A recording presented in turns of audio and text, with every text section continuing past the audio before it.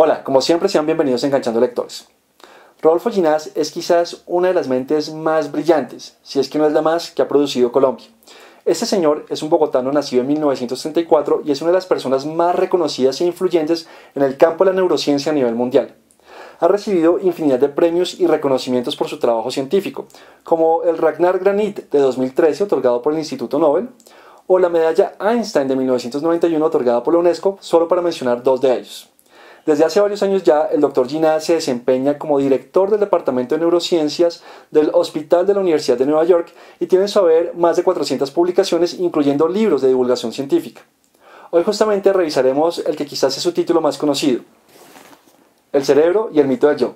Así que, comencemos.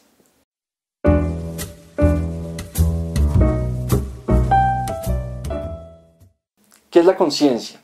¿Qué es eso que me hace único? ¿Qué es el yo? Estas son las preguntas que el Dr. Ginás intenta responder en su libro a través de un abordaje eminentemente científico, fisiológico, neurológico y evolutivo, pero también pretende hacerlo de una manera simple, empleando conceptos al alcance de cualquier persona. El punto de partida del Dr. Ginás es que el cerebro y la mente son inseparables, siendo la mente consecuencia del cerebro. El segundo punto a tener en consideración es que solo los organismos con movimiento activo y organizado tienen cerebro.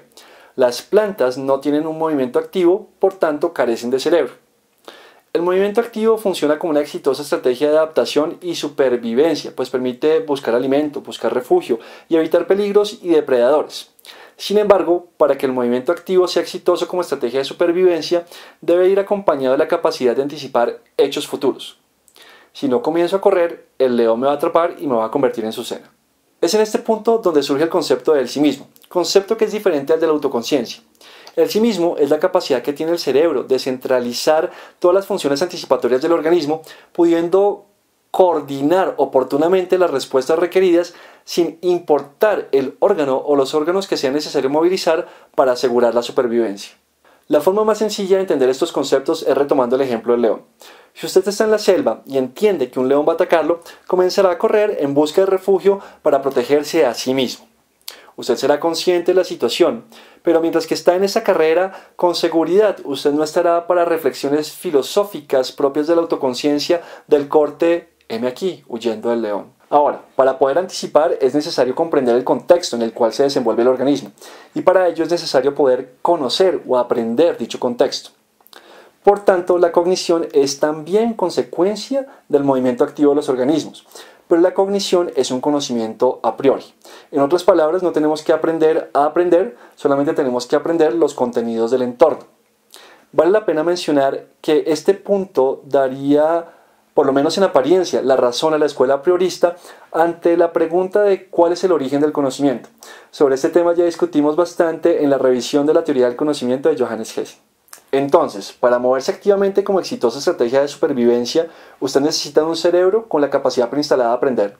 Y usted necesita aprender acerca del contexto en el que se desenvuelve. Y luego, a partir de ese aprendizaje, usted debe ser capaz de generar ideas y percepciones que le permitan anticipar eventos. En otras palabras, usted necesita pensar. Pero si el sí mismo es tan solo la capacidad del cerebro de integrar las diferentes funciones anticipatorias de los diferentes órganos que constituyen el organismo, ¿qué es la conciencia? Como vimos, para que el sí mismo pueda predecir necesita aprender. Y la forma en la que el cerebro aprende es a través de los órganos y los sentidos que le permiten recabar información sensorial acerca del entorno del organismo. Entonces el cerebro ve, escucha, huele, toca, saborea y además siente emociones y otras sensaciones como el dolor.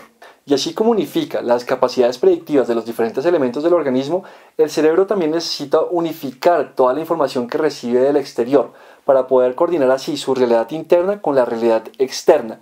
Y la mejor forma de hacerlo es a través de la conciencia. Cuando el organismo no solo tiene la capacidad de actuar como un todo, sino que además tiene una imagen de sí mismo como un todo y sabe que es un todo, la unificación de lo aprendido con las predicciones y las consecuentes acciones funciona de manera espectacular, permitiéndole adaptarse y sobrevivir exitosamente. No obstante, es importante mencionar que la conciencia requiere de dos elementos.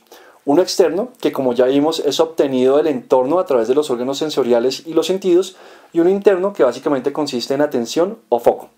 Para ejemplificar este punto voy a usar la misma pregunta que el Dr. Ginás usa en su libro. ¿Cuántos de ustedes sienten sus zapatos? ¿Cuántos de ustedes lo sentían antes de que yo hiciera esta pregunta? La cognición requiere de atención. Eso nos demuestra también que no somos capaces de procesar toda la información que nos rodea.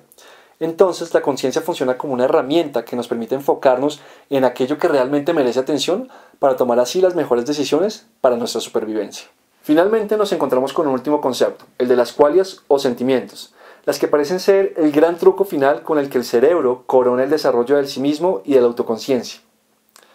Las qualias nos permiten sentir y dar contexto a esos sentimientos, lo que a su vez permite que al enfrentarnos a un evento u objeto semejante en el futuro seamos capaces de reaccionar más rápido o reaccionar de manera más adecuada, o que incluso seamos capaces de sacar ventaja o provecho de ese evento.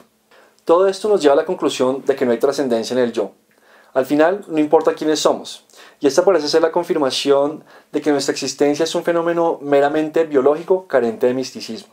El sí mismo, el yo, nuestra autoconciencia, no son más que un truco del sistema nervioso que le permite asegurar que los diferentes grupos de células que decidieron especializarse, perdiendo unas capacidades, y agruparse para que otras células suplan esas capacidades que perdieron, van a actuar como un ente unificado que toma cuidado de cada una y todas sus partes, con el objetivo de garantizar su supervivencia. En otras palabras, el yo no es más que una estrategia de adaptación al medio. Nuestro aprendizaje surge, aunque sin planear, a causa de la selección natural. El contenido de lo que aprendemos, sin embargo, es producto de innumerables necesidades y eventos experimentados durante nuestro desarrollo. Un resplandeciente sueño llamado nuestras vidas personales, que se desvanece sin dejar ningún legado biológico inmediato. Nuestros recuerdos mueren con nosotros. El Dr. Ginás concluye su libro con una breve disertación acerca de la inteligencia artificial y de la posibilidad de que las máquinas desarrollen algún tipo de conciencia. Lo que allí propone es interesantísimo, porque nos dice que dicha posibilidad existe. Al final de cuentas, diferentes arquitecturas pueden generar conciencia, es decir, la conciencia no es exclusiva de una estructura biológica como el cerebro. Pero para que ello ocurra, las máquinas han de tener movimiento activo, de tal manera que las máquinas, al igual que ha ocurrido con los vertebrados superiores, tengan la posibilidad o la capacidad de explorar y aprender de su entorno, y tengan la posibilidad de recorrer el mismo camino que nosotros hemos recorrido en el desarrollo de nuestra percepción de nosotros mismos. En mi opinión personal, este es uno de los mejores libros que he leído en mi vida. Es un libro que confirma la insignificancia de nuestras existencias en un plano místico y en el universo. Pero simultáneamente es un libro que tiene la capacidad de ayudarnos a dejar atrás nuestras creencias supersticiosas y a hacer a un lado nuestros egos. Es un libro que confirma la tesis de Kierkegaard, que plantea que el propósito de nuestras existencias es solo aquel que nosotros mismos seamos capaces de imprimir. El cerebro y el mito del yo nos hace dejar de pensar en un plano inexistente para concentrarnos en el aquí y en el ahora. Este es un libro que vale la pena leer. No importa cuáles sean sus creencias, léalo, ya sea para corroborar lo que usted cree o para entender lo que la otra parte tiene que decir al respecto. Esto ha sido todo por hoy. Nos vemos en la próxima. Un abrazo.